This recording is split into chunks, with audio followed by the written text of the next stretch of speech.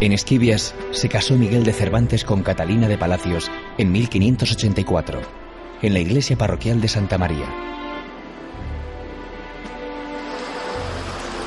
La pareja vivió allí con un tío de doña Catalina, Alonso Quijada, aficionado a la lectura de libros de caballerías, que pudo servir de modelo a Cervantes para crear su personaje de Alonso Quijano.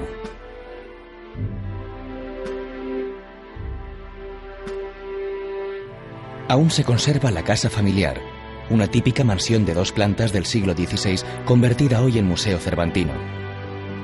La vivienda alberga una magnífica colección de muebles y enseres de época y en ella se recrean algunos de los episodios más famosos de la novela.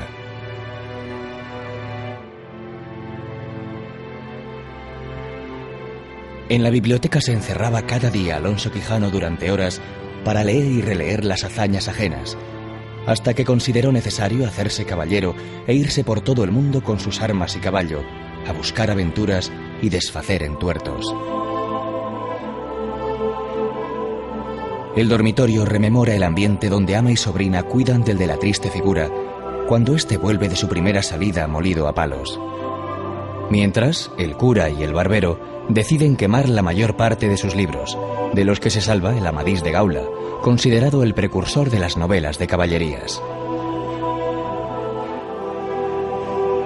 En Esquivias, una villa que se preciaba por sus vinos, encontró acomodo Cervantes en las tertulias, contando sus historias de la batalla de Lepanto.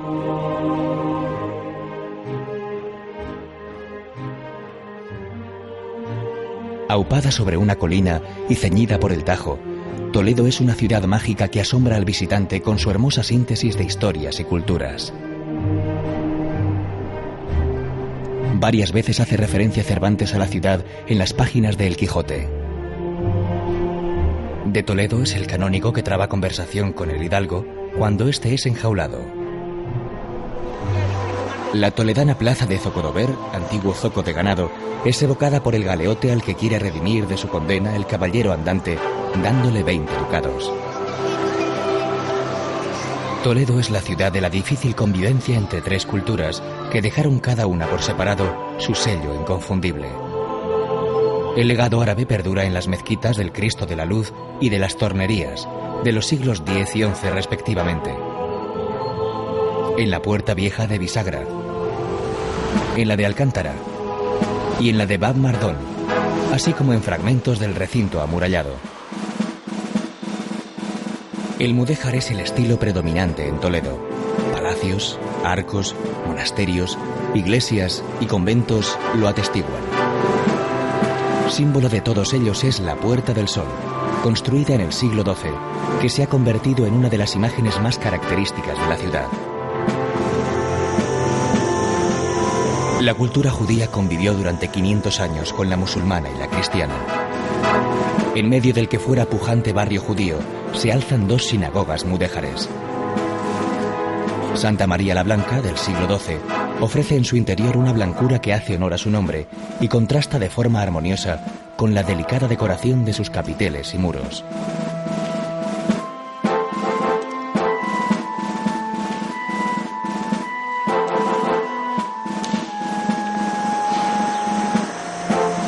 La Sinagoga del Tránsito es actualmente la sede del Museo Sefardí.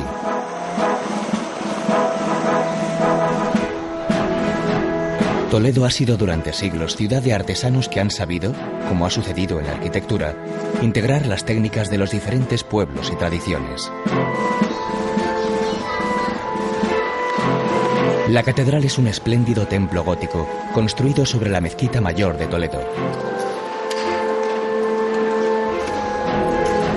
En sus inmediaciones debió de estar el mercado del Alcaná en época de Cervantes.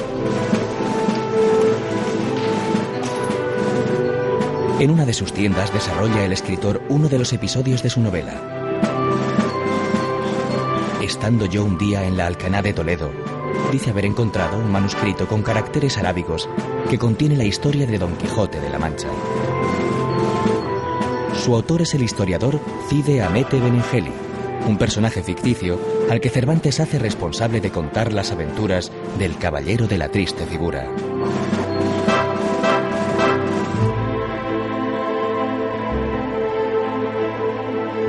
Unos kilómetros antes de llegar a Tembleque, la amplia llanura permite divisar su caserío de casas bajas y calles arboladas que lo hacen agradable al visitante.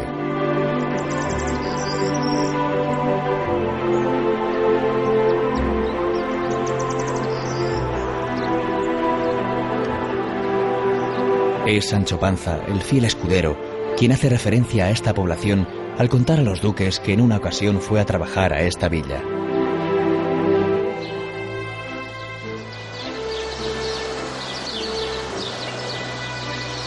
Pero Tembleque es ante todo famosa por su plaza mayor. Cervantes no la pudo admirar tal y como se muestra hoy porque ya había muerto cuando se inauguró, a mediados del siglo XVII. Sorprende la armonía del conjunto, con amplios soportales, galerías de madera y corredores abiertos por los que antaño se veían las corridas de toros que se celebraban en el recinto. A lo largo de los frentes destacan las placas de piedra rectangulares que ostentan la cruz de la Orden de San Juan de Jerusalén, a la que estuvo muy ligada la localidad en época medieval.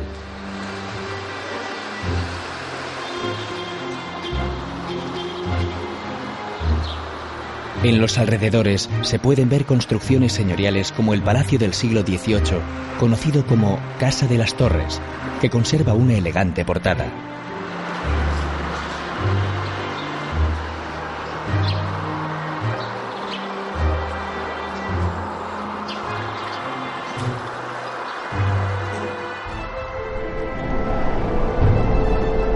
En las inmediaciones de Tembleque se alza un espectáculo ideal para desarrollar una de las aventuras del caballero andante en tiempos modernos.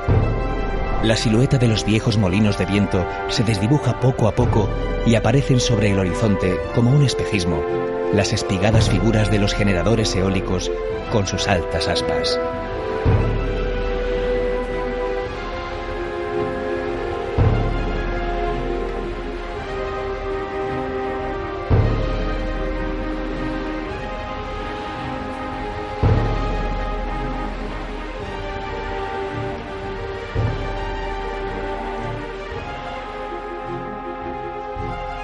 Mirada con los ojos de Alonso Quijano, La Mancha continúa siendo un paisaje encantado con algunos secretos por descubrir.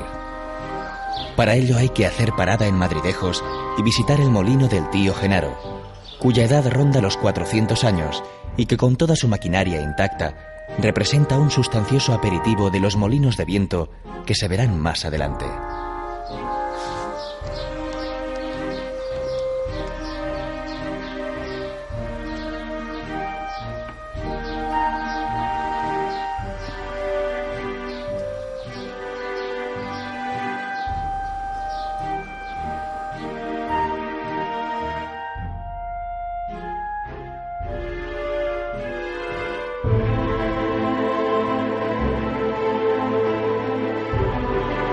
Con el inconfundible perfil de la crestería manchega, compuesta por 11 molinos de viento y el castillo de la Muela, Consuegra espera al visitante de la ruta del Quijote.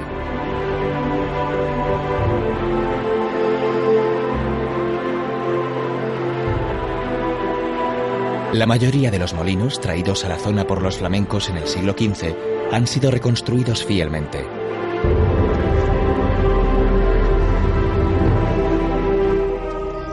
Desde este escenario cervantino se contempla una panorámica envidiable de la vasta llanura manchega.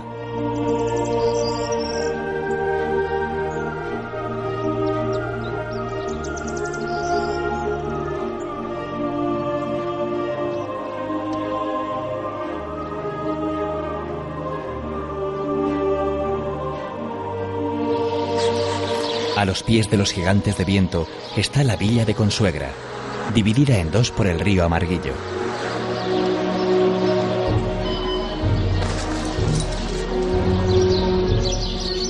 Su hermosa plaza de España, con el ayuntamiento renacentista, el Arco de San Juan y la Torre del Reloj, forma un magnífico espacio urbano.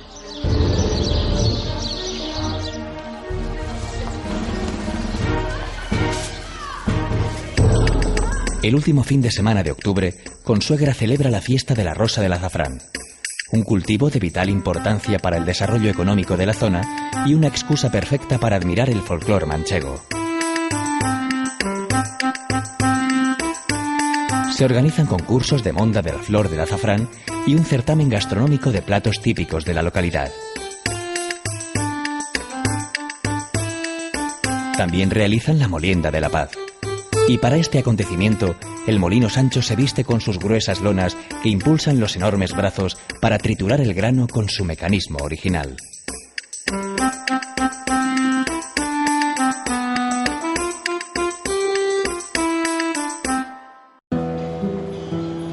Toledo huele a almendra molida, a masa recién horneada, lista para ser saboreada en forma de mazapanes. Según los cronistas de Toledo, en tiempos de la reconquista cristiana contra los musulmanes, la ciudad sufrió un largo periodo de hambruna. Y fueron las monjas del convento de San Clemente las que, para lograr alimento, hicieron en un almirez y a golpe de maza una pasta con las dos únicas materias primas con las que contaban: almendra cruda y azúcar.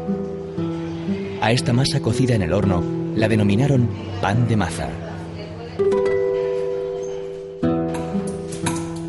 Si es imprescindible cuando se visita Toledo paladear un sabroso mazapán, no lo es menos conocer una de las artesanías que han dado renombre a la ciudad: el damasquinado, una técnica con la que se adornan platos, broches, alfileres y pulseras. Procedente de Damasco, el damasquinado fue introducido por los árabes en Toledo. Su técnica consiste en la incrustación de oro o plata en piezas de materiales menos nobles como hierro, bronce, acero o cobre.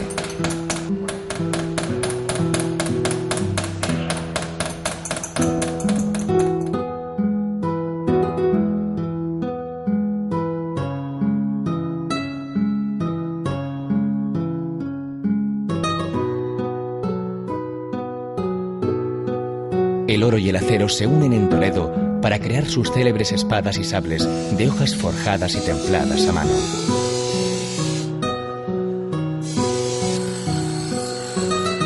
Ya desde la época romana, el acero toledano era conocido, pero es en el siglo XVI cuando corre la fama de la firmeza y flexibilidad de sus armas blancas y la belleza de las empuñaduras hechas con diversas técnicas de grabado o damasquinado.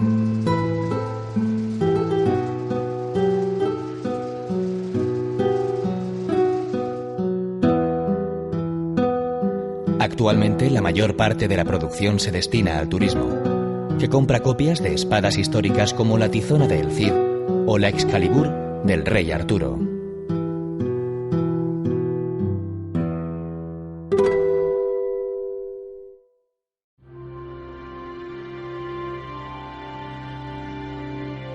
Todo en Puerto Lápice evoca al ingenioso hidalgo Don Quijote de la Mancha: los molinos, las ventas, la gastronomía cervantina. En esta localidad sitúa Cervantes el episodio en que es armado caballero Alonso Quijano, para luego partir en busca de las aventuras que dispusiese el azar.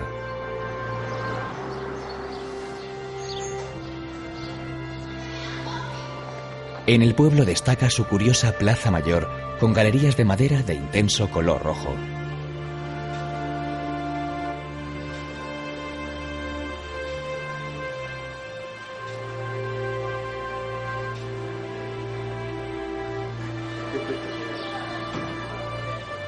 También se conserva la Venta de Don Quijote, construida en el siglo XVIII y que alberga actualmente una casa de comidas en la que se pueden degustar la sopa de ajo, las migas de pastor, los duelos y quebrantos o el guiso de las bodas de Camacho.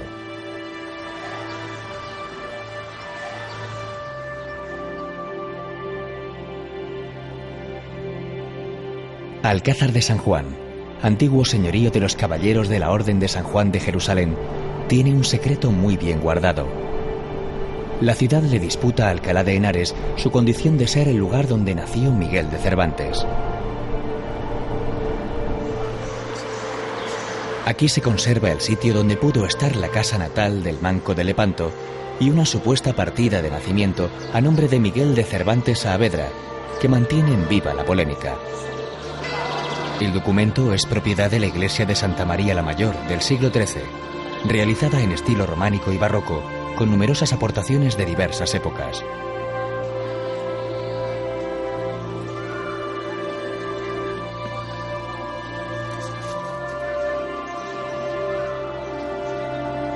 En la plaza de Santa María comparte protagonismo con la iglesia el torreón de Don Juan de Austria, que fuera gran prior de la Orden de San Juan. Más huellas del pasado señorial de la ciudad pueden verse en la iglesia gótica de San Francisco con sus sillares rojos.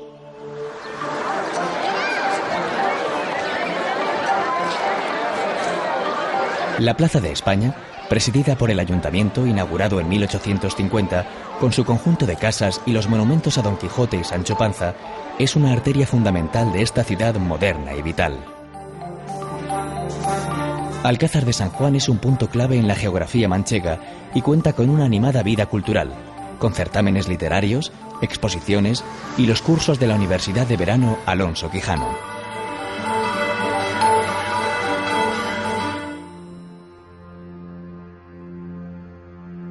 Campo de Criptana es el escenario de la aventura más famosa del Quijote, la de su duelo con los legendarios molinos de viento que su imaginación convirtió en desaforados gigantes.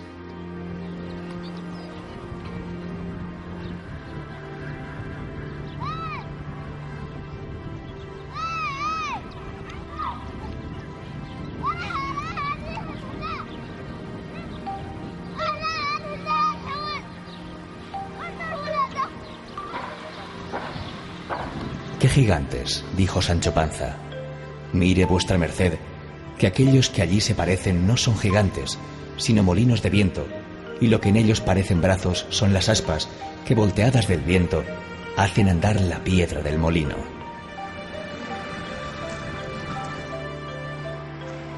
Hasta 34 molinos de viento se llegaron a contabilizar en el Cerro de la Paz, moviendo sus largos brazos, infatigablemente, en su tarea de transformar el grano en harina.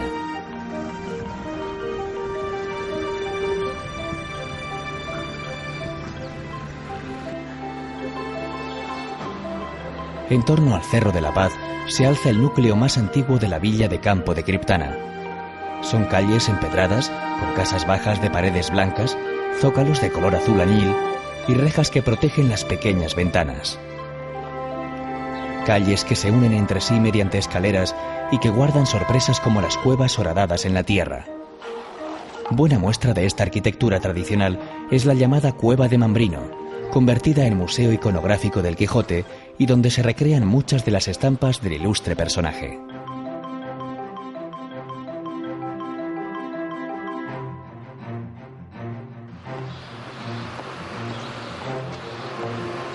Otros espacios se perfilan en el horizonte de Campo de Criptana, como su Plaza Mayor, con la Iglesia de la Asunción, un templo moderno inaugurado en 1958.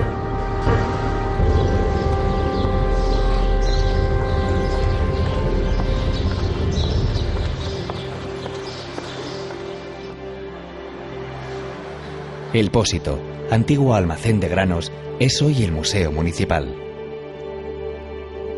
En su interior se recogen distintas maquetas relacionadas con los molinos de viento y actividades tradicionales.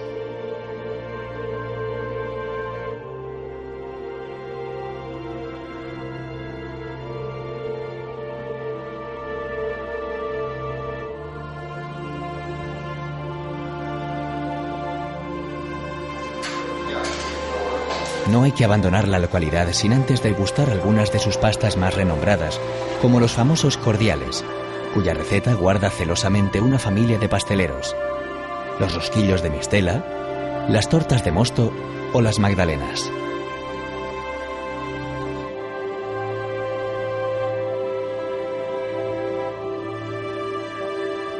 El Toboso es la cuna del amor ideal.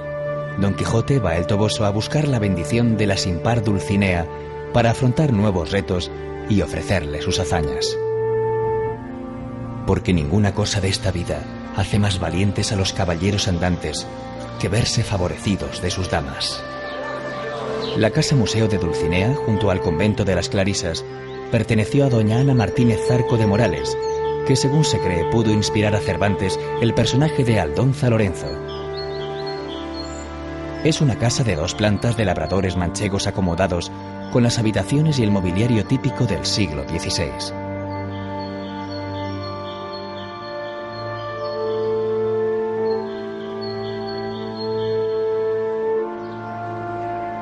Abajo se ubican las dependencias dedicadas a las labores de trabajo.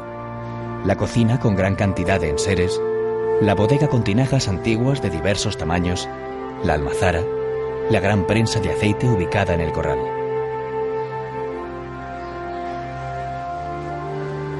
En el piso de arriba están las estancias de los dueños, el despacho con su arca de caudales y un vargueño, la estancia de las mujeres y los dormitorios con una cama de nogal del siglo XVII.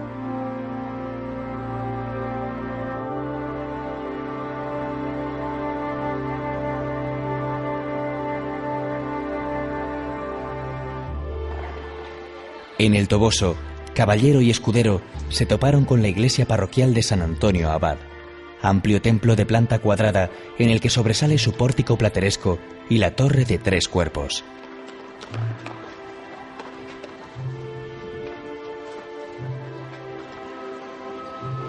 A un costado de la iglesia se encuentra un gran caserón que alberga el centro cervantino.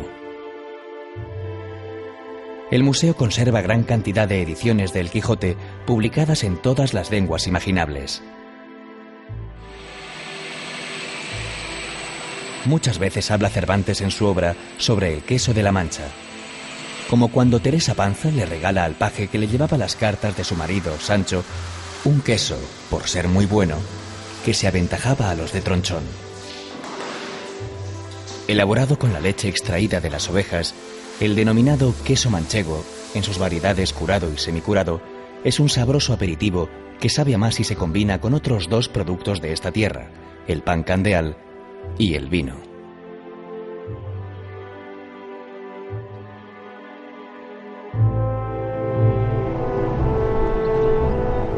La ruta del Quijote sigue su trazado hacia Mota del Cuervo, donde supuestamente combatió el hidalgo con el Caballero de los Espejos.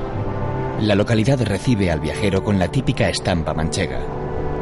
7 molinos de viento alineados en lo alto de una pequeña sierra ponen límite a un paisaje donde no hay horizontes cercanos.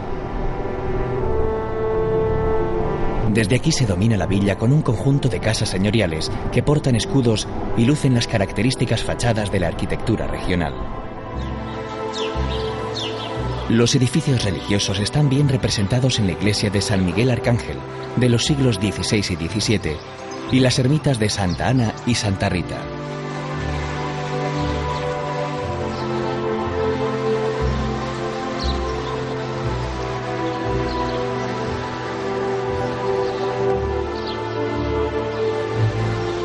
En Mota del Cuervo es tradicional la fabricación artesana de cántaros y otros utensilios de alfarería, con una singularidad. Antaño el oficio era solamente practicado por las mujeres. Conocidas como las cantareras, las mujeres desarrollaron un oficio que en su día fue un medio de vida para el barrio mudéjar, también llamado de las cantarerías. Hoy solo unos pocos se encargan de que no muera.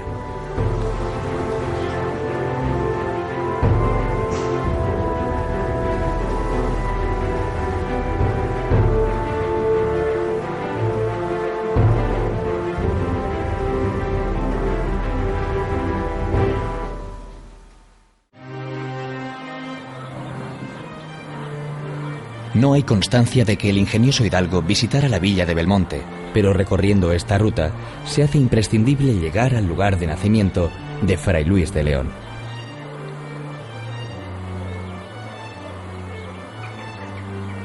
Sobre el cerro de San Cristóbal, dominando toda la comarca, se alza majestuoso el castillo de Belmonte.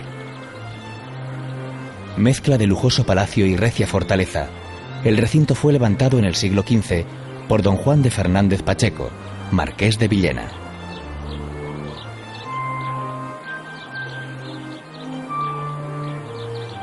Belmonte conserva parte de su estructura original, con la muralla y algunas puertas como la del Almudí, que comunican la fortaleza con el casco urbano. Sus calles y rincones guardan un imborrable sabor medieval, con casonas de grandes sillares que coronan escudos nobiliarios. En contraste está la plaza de Enrique Fernández, un antiguo recinto del mercado que muestra un buen conjunto de arquitectura popular. El edificio más representativo de la villa es la Colegiata de San Bartolomé, del siglo XV, en la que sobresalen dos espléndidas portadas, una gótica y otra gótico-renacentista.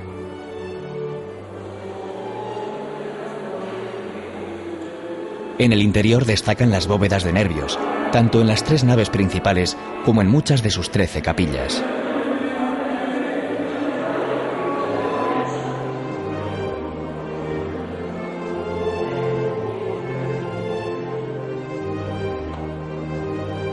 La sillería del coro es obra de Enrique Egas y está labrada en madera de nogal con historias bíblicas.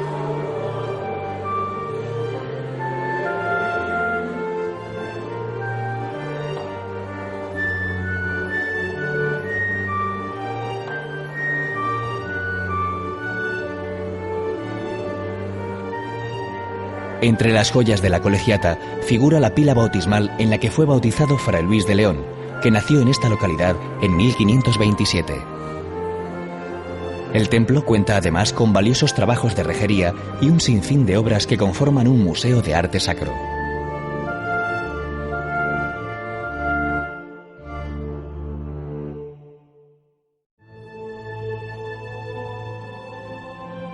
En los alrededores de San Clemente se encuentra el santuario de la Virgen de Rus, que es invocada por Sancho Panza cuando profiere su famoso voto a Rus en la aventura de Maese Pedro y el retablo de Melisendra.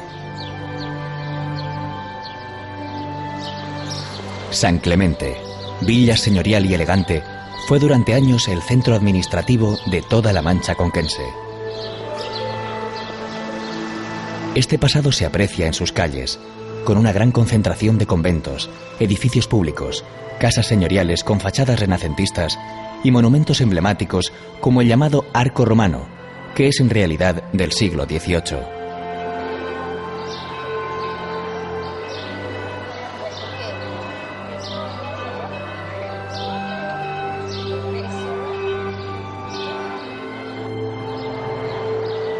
El elemento central es la Plaza Mayor, dominada por la presencia del ayuntamiento, edificio de estilo renacentista que se atribuye a Andrés de Vandelvira.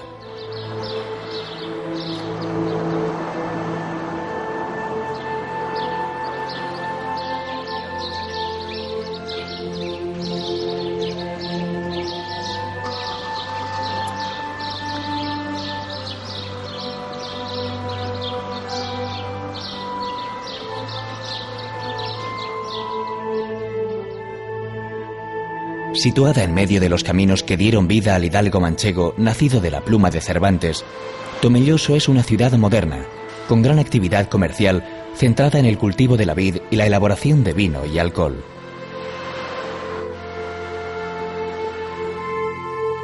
El subsuelo de la villa cobija una gran colección de cuevas, se habla de unas 4000, que servían de bodegas para elaborar y almacenar el vino.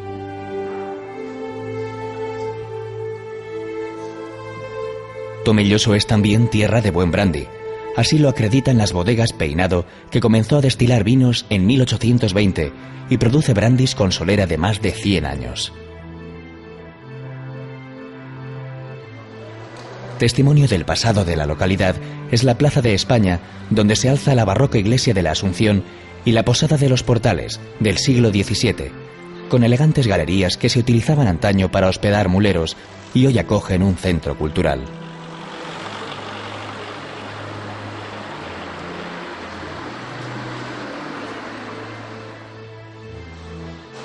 En el Museo del Carro y los aperos de labranza se enseñan los diversos medios de transporte en el campo y los útiles empleados en las labores agrícolas. Aunque lo más llamativo sea, quizá, entrar en el impresionante bombo, esa especie de choza abovedada hecha con lajas de piedra sin argamasa que utilizaban labriegos y pastores para guarecerse con sus animales.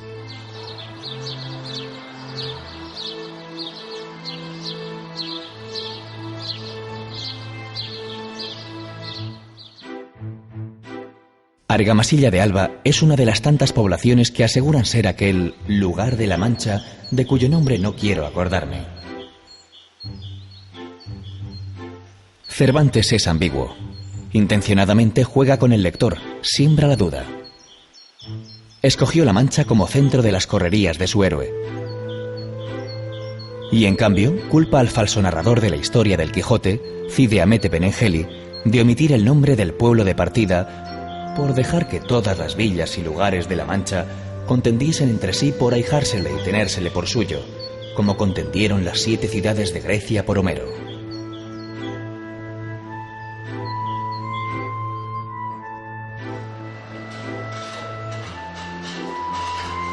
En Argamasilla de Alba, todo recuerda al caballero de la triste figura.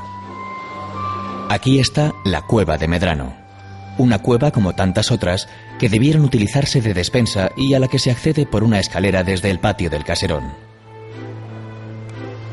Según la tradición, aquí estuvo preso Miguel de Cervantes y aseguran que entre estas paredes concibió y comenzó a redactar su Quijote.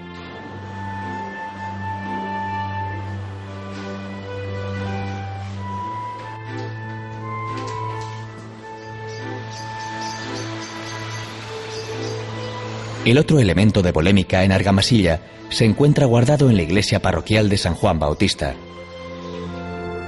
Es un cuadro ex voto donado por el caballero Rodrigo Pacheco al templo en 1601 por haber curado de su locura.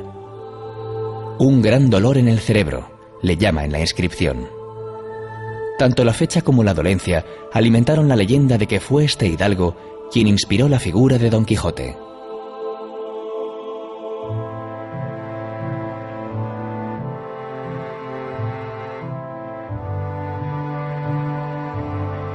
Casi todos los caminos conducen a Ciudad Real, villa que fundara en 1255 Alfonso X el Sabio en medio de la llanura, para contrarrestar el poder que tenía en la zona la Orden de Calatrava. De las primitivas murallas con 120 torreones solo quedan algunos lienzos y la Puerta de Toledo, construida en 1328. Dentro espera al visitante de la Ruta del Quijote una ciudad dinámica que cobra vida en la Plaza Mayor y la del Pilar, con su monumento al autor del Quijote.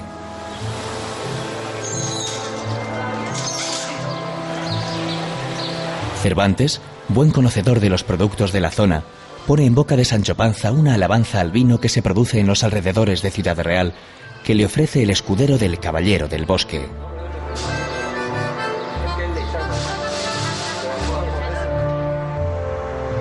Ciudad Real tiene un museo del Quijote en el que se combina la exposición de obras de arte relacionadas con la novela con modernos montajes multimedia.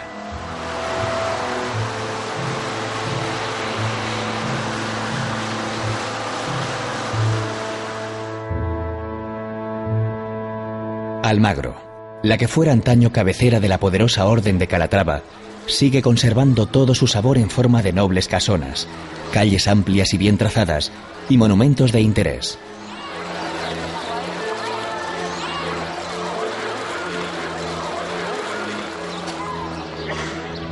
Sorprende la Plaza Mayor con galerías acristaladas que traen hasta el corazón del campo de Calatrava la influencia flamenca de los fúcares, aquellos banqueros del emperador Carlos V que se establecieron en la ciudad en el siglo XVI para administrar las minas de Almadén. A ellas se abren mesones y bares donde degustar las famosas berenjenas de Almagro, aliñadas o rellenas con pasta de pimiento y atravesadas con palos de hinojo. Y los platos inspirados en la gastronomía cervantina, como las pelotas de Don Quijote, los antojos de Sancho y los caprichos de Dulcinea.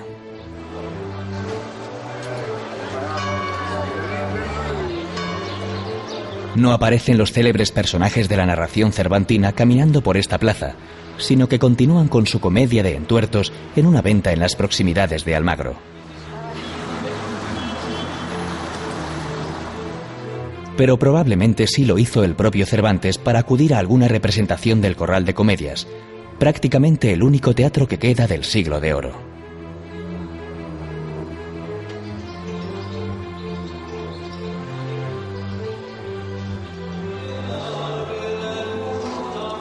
Hoy, cada mes de julio, se convierte en el escenario de unas sólidas jornadas de teatro clásico que vienen a devolverle a la villa parte de su pasado esplendor. Cuando usted se vale de él, no será rata. Siempre.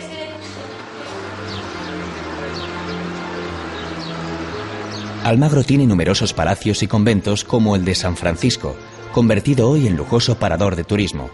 O ya fuera del casco histórico, el convento de la Asunción de Calatrava, del siglo XVI, cuyo claustro con 2 galerías de columnas jónicas y toscanas es uno de los más bellos y menos conocidos del Renacimiento español.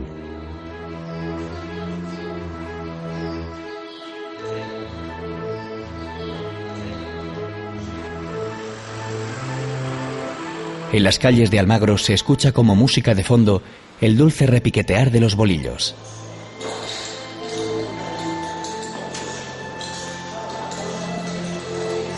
Fueron también los fúcares quienes a mediados del siglo XVII introdujeron el arte del encaje de bolillos en estas tierras del campo de Calatrava.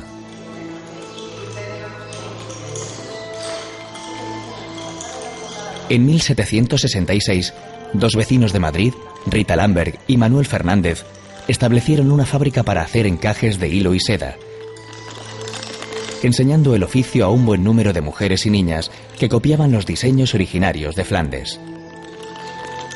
Así fue tomando cuerpo una espléndida tradición artesana que en tiempo llegó a constituirse en base importante para las economías domésticas de la zona.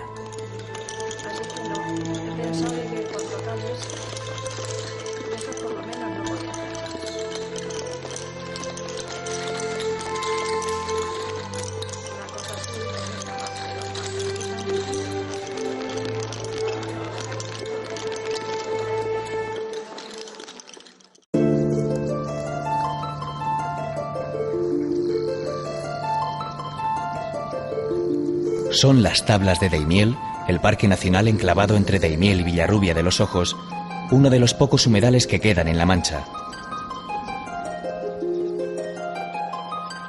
Los culpables de este asombroso paraje son los ríos Guadiana y Cigüela, que forman en esta planicie un extenso ecosistema que cada año se puebla de aves de diverso tipo y plumaje.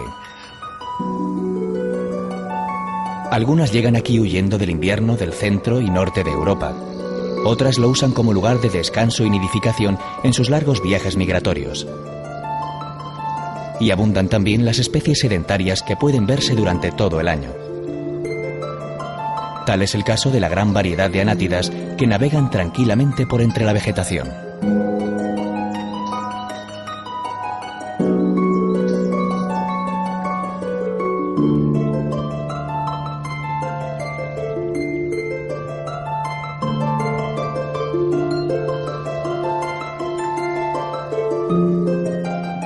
Los recorridos para visitar el parque prometen la expectación por descubrir entre la vegetación el juego de las aves. Atravesar las pasarelas de madera que se elevan sobre las charcas y comunican con tierra firme, o llegar a los observatorios preparados con poderosos prismáticos para otear el horizonte en busca de furtivos vuelos.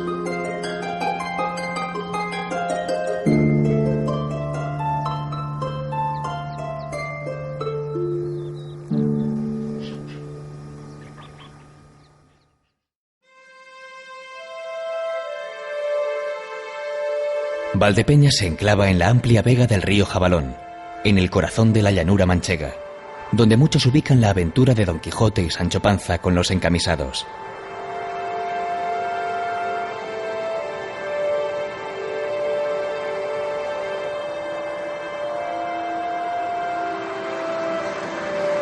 El principal reclamo de esta ciudad es el vino de su mismo nombre. Así lo atestiguan las tinajas de barro que franquean la entrada a la localidad, con gran cantidad de bodegas que prometen al visitante una didáctica y lúdica inmersión en la cultura del vino y los secretos de la enología. Ya desde el siglo XVI, el vino de Valdepeñas era apreciado en la corte madrileña. A finales del siglo XIX, el ferrocarril llevaba a Madrid diariamente más de 20 vagones cargados de vino, y desde 1932 fue reconocida la denominación de origen Valdepeñas. Septiembre es una buena fecha para visitar esta localidad, cuando celebran las fiestas del vino. Aunque durante todo el año mantiene la animación en las numerosas tabernas y bares con sus típicos toneles de madera en las puertas para el tapeo de migas, pipirrana, excelentes quesos y la degustación de sus caldos. Muchos abren sus puertas bajo los soportales de la Plaza de España, con edificios pintados de blanco y añil. A un costado de la plaza se alza la iglesia de la Asunción, de 1553, construida sobre una fortaleza de los caballeros de Calatrava.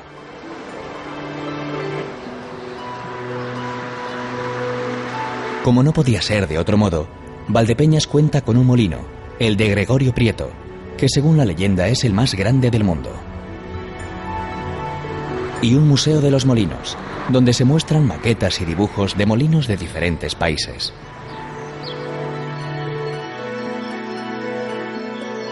Terminada la visita a Valdepeñas, merece la pena desviarse de la ruta del Quijote y llegar a San Carlos del Valle, una villa diseñada por los arquitectos de Carlos III.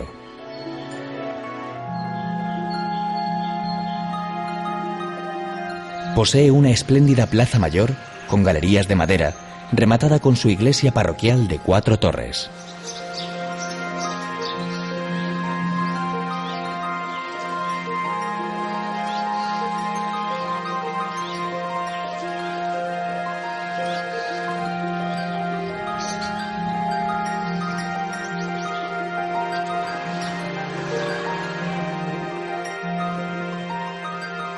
En Santa Cruz de Mudela se sitúa el episodio del yelmo de Mambrino, aquel en que Don Quijote se enzarza con un barbero para arrebatarle la bacía de afeitar que confunde con la prenda de este personaje de los libros de caballerías.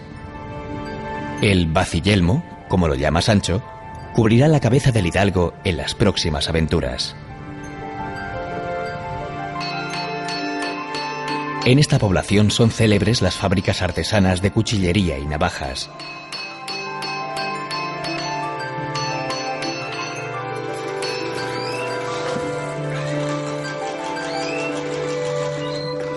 Elaboradas de acero al carbono y afiladas con paciencia y buen oficio, lucen magníficos grabados en los que aparece en más de una ocasión la figura del ingenioso hidalgo.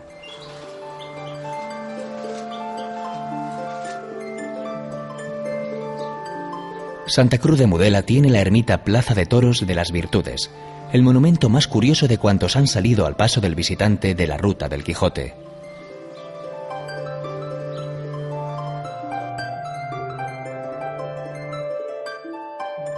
El santuario es del siglo XIV, con retablo y artesonado mudéjar del siglo XVII.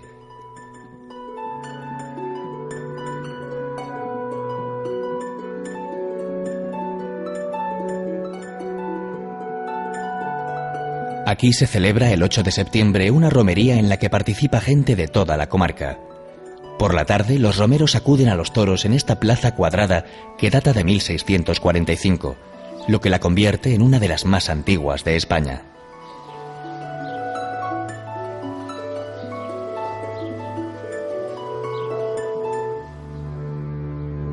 En un lugar cercano a Viso del Marqués, en Sierra Morena, quedó el hidalgo enamorado haciendo penitencia, como hizo su admirado Amadís de Gaula tras el desdén de la amada Oriana. Mientras, el fiel escudero volvía riendas en dirección al Toboso para llevar una imaginaria carta de su señor a la sin par Dulcinea.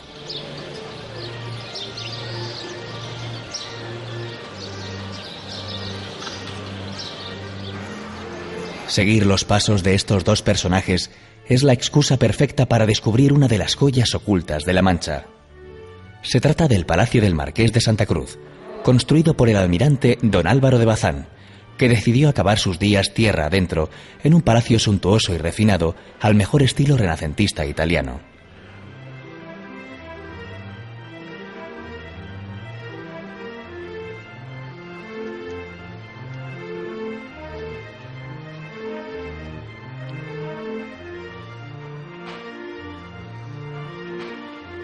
Sorprendentemente, el edificio alberga hoy el Archivo Museo de la Marina de Guerra, continuando la labor de su fundador.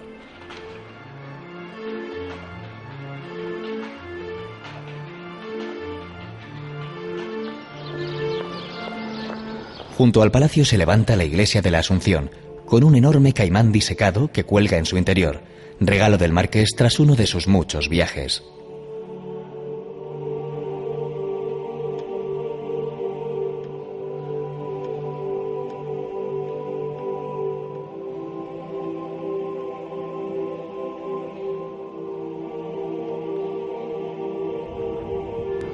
camino de la próxima población de la Ruta del Quijote, se pasa por Torre de Juan Abad, de donde fue señor Francisco de Quevedo y en cuyo término levantaron los templarios una iglesia dedicada a la Virgen de la Vega.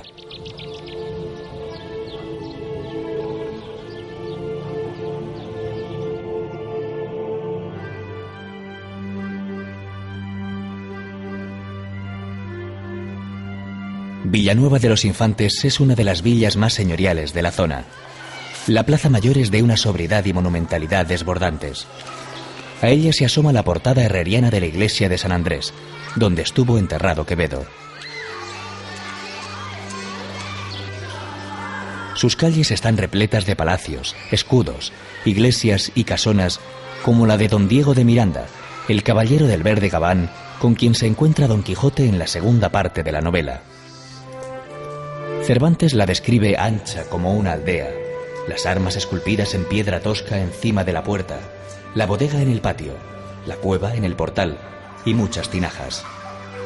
Aquí el hidalgo pasó varios días entregado a la poesía y la melancolía, mientras Sancho Panza pudo dedicarse al buen llantar. En una villa en la que se pueden contar hasta 230 blasones, no sorprende que una de sus artesanías más renombradas sea la elaboración de escudos esculpidos en piedra.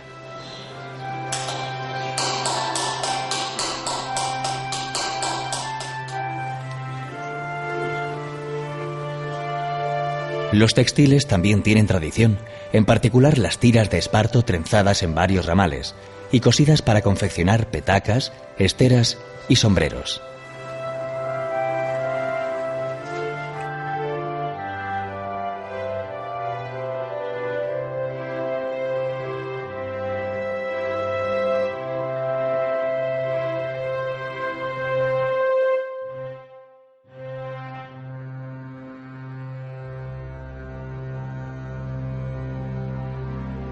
Las provincias de Albacete y Ciudad Real comparten las lagunas de Ruidera, verdadero oasis de agua y verdor en medio de la Mancha.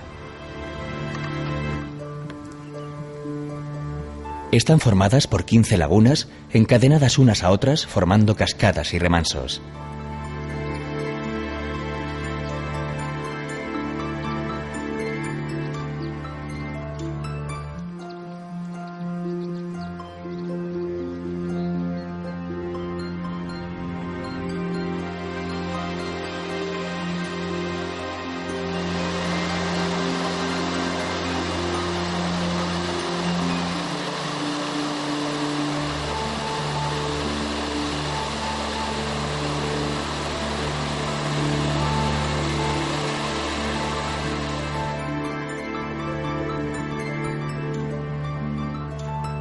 Don Quijote acudió hasta aquí atraído por la fama del lugar y de la célebre cueva de Montesinos, que se encuentra muy cerca de la laguna de San Pedro.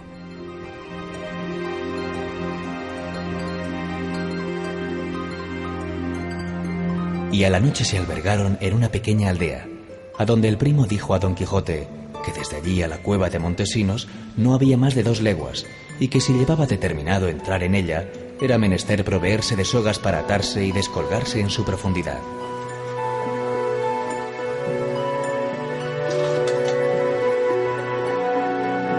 Hoy no es necesaria la cuerda, aunque sí una linterna para explorar esta cavidad que continúa como la describió Cervantes, con colonia de murciélagos incluida. En su interior, Don Quijote se sumerge en el sueño y tiene fantásticas visiones con personajes hechizados por el mago Merlín, un palacio de cristal y la tumba del caballero Durandarte. Después de esta experiencia en la mágica cueva, el caballero de la triste figura abandona la Mancha y parte camino de Zaragoza.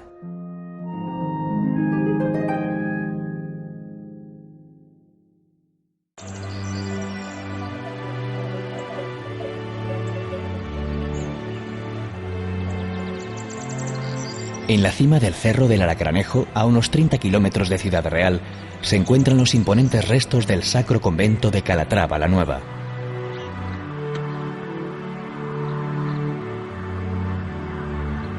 Las labores de reconstrucción, sobre todo en el interior de la iglesia, permiten forjarse una idea de la grandeza de su pasado.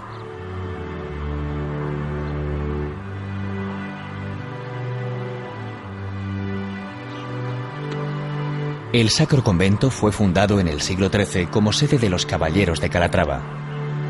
Desde esta atalaya, los maestres continuaron la reconquista hasta que se trasladaron a la más confortable villa de Almagro.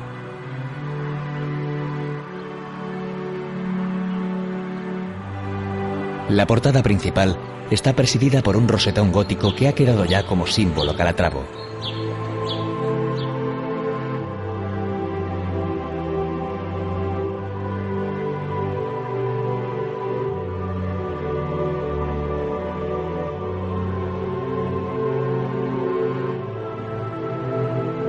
El interior es un conjunto austero, coronado por perfectas bóvedas de ladrillo.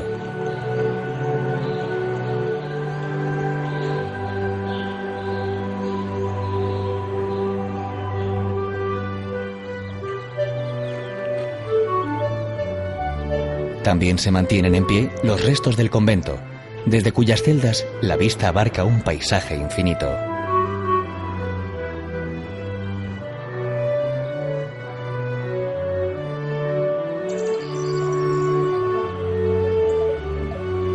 Casi enfrente del convento, sobre el cerro de la Atalaya, están las ruinas del castillo de Salvatierra. La fortaleza fue conquistada por los caballeros calatravos en 1198, quienes ampliaron sus defensas para vigilar las vías naturales que cruzan Sierra Morena y unen la meseta con el valle del Guadalquivir.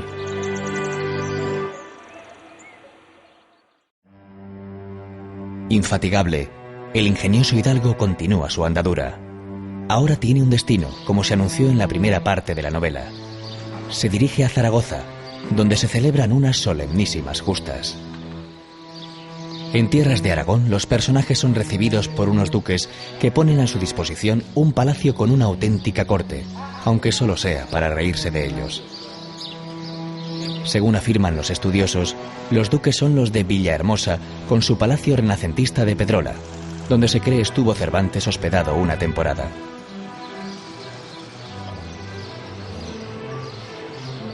Allí sigue en pie la residencia ducal dominando la plaza con su escudo de armas y la iglesia parroquial del siglo XV.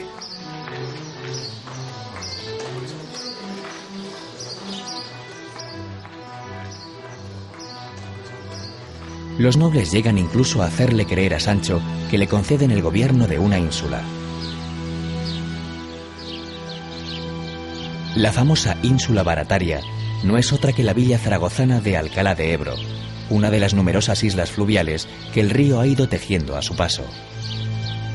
Mirad, amigo Sancho, respondió el duque, lo que puedo daros doy, que es una ínsula hecha y derecha, redonda y bien proporcionada, y sobremanera fértil y abundosa.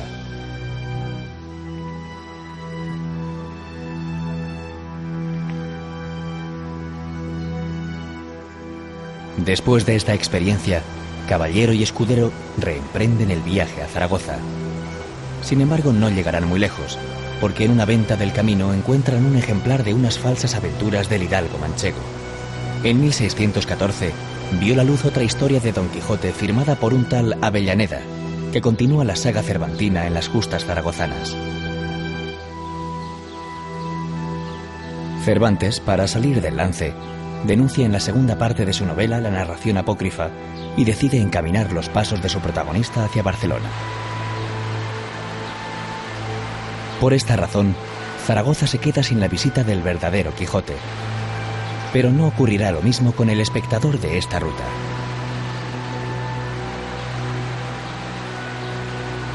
Asentada a orillas del río Ebro, Zaragoza es una ciudad moderna con más de 2000 años de historia. Fundada por los íberos bajo el nombre de Salduba, sería más tarde la romana César Augusta, y tras la conquista árabe se convertiría en la próspera Saracosta.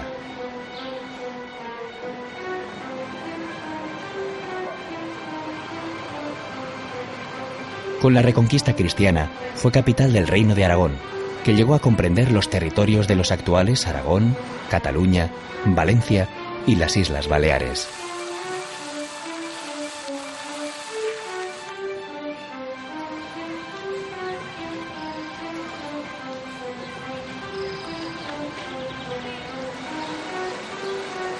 Su casco antiguo esconde la mayor parte de este pasado. En la Plaza del Pilar se reúnen sus edificios más representativos.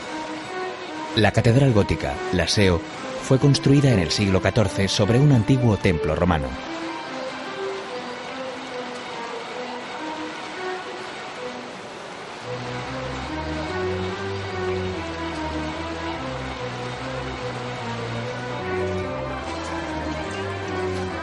La Basílica de Nuestra Señora del Pilar, uno de los principales centros marianos del cristianismo, comenzó a levantarse en 1691 y alberga pinturas murales realizadas por Francisco de Goya.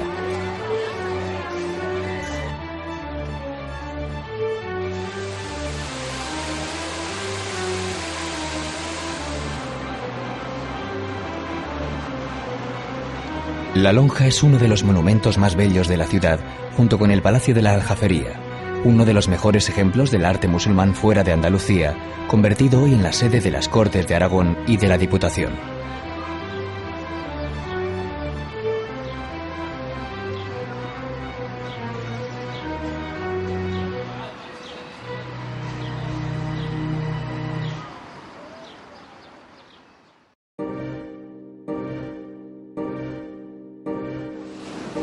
Don Quijote y Sancho Panza vieron el mar por primera vez en Barcelona y les pareció espaciosísimo y largo, harto más que las lagunas de Ruidera que en La Mancha habían visto.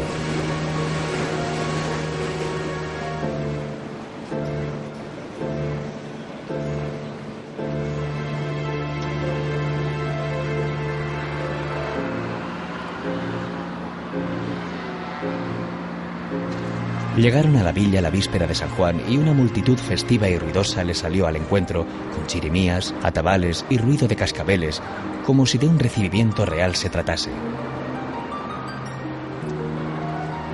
Descubren una urbe dinámica y bulliciosa, la única que visitan los personajes.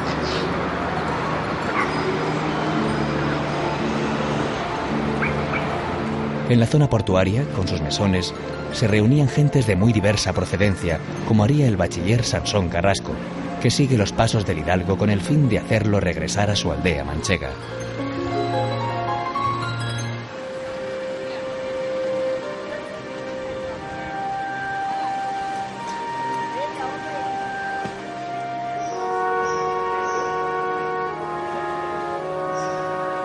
En el barrio gótico está el corazón de la Barcelona antigua, una ciudad medieval construida sobre los cimientos romanos.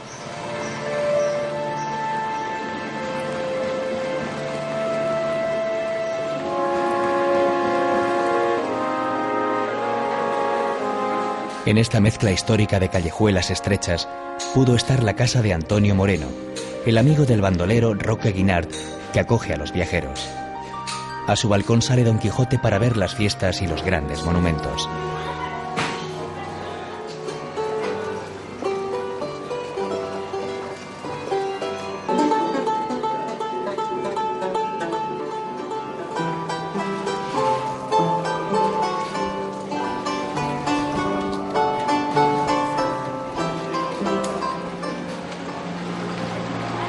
La plaça de Sant Jaume era el ágora romana, el lugar donde a través de los siglos ha residido el poder de la ciudad. Hoy, como haciendo honor a su pasado, se levantan aquí el Palau de la Generalitat y el edificio del Ayuntamiento.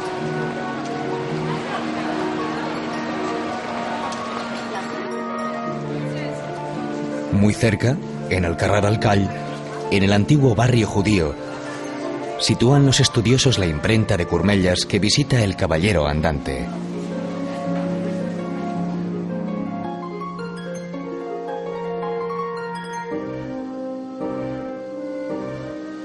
En sus alrededores se suceden edificios históricos y plazas como la de Sant Felip Neri, que toma su nombre de la iglesia barroca.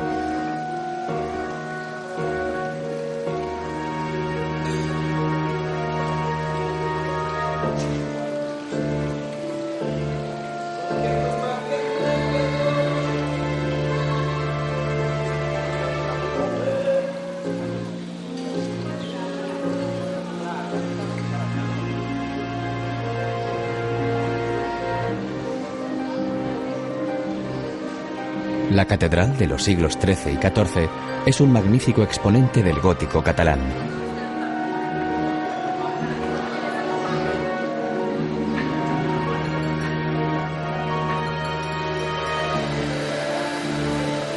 Limitando el barrio gótico está la Rambla, la calle barcelonesa por excelencia.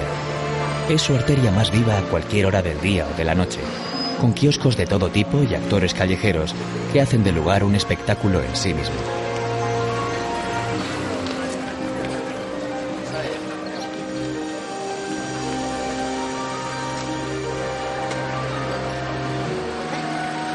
El Mercat de la Boquería es célebre tanto por la belleza del edificio como por la calidad y presentación de sus productos.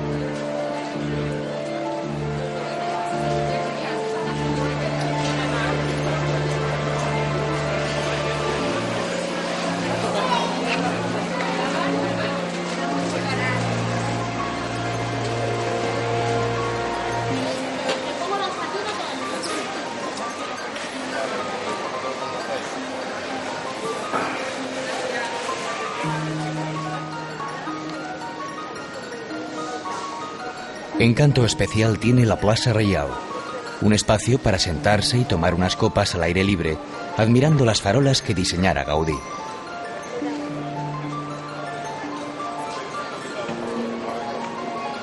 Próximo está el número 2 del Paseo de Colón, donde según una leyenda urbana vivió Miguel de Cervantes.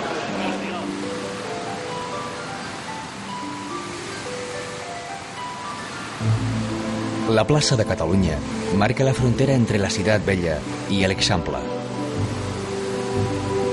Es la plaza más emblemática, donde decenas de turistas dan rienda suelta al ritual de dar de comer a las palomas.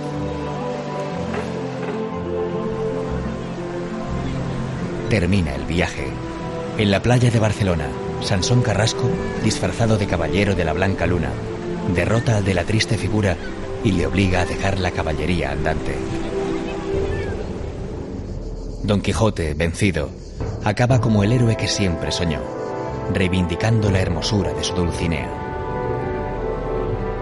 Volverá a la Mancha Alonso Quijano el Cuerdo, y todavía tendrá palabras para consolar a su fiel escudero. El viaje ha valido la pena porque, ¿acaso es tiempo mal gastado el que se gasta en vagar por el mundo?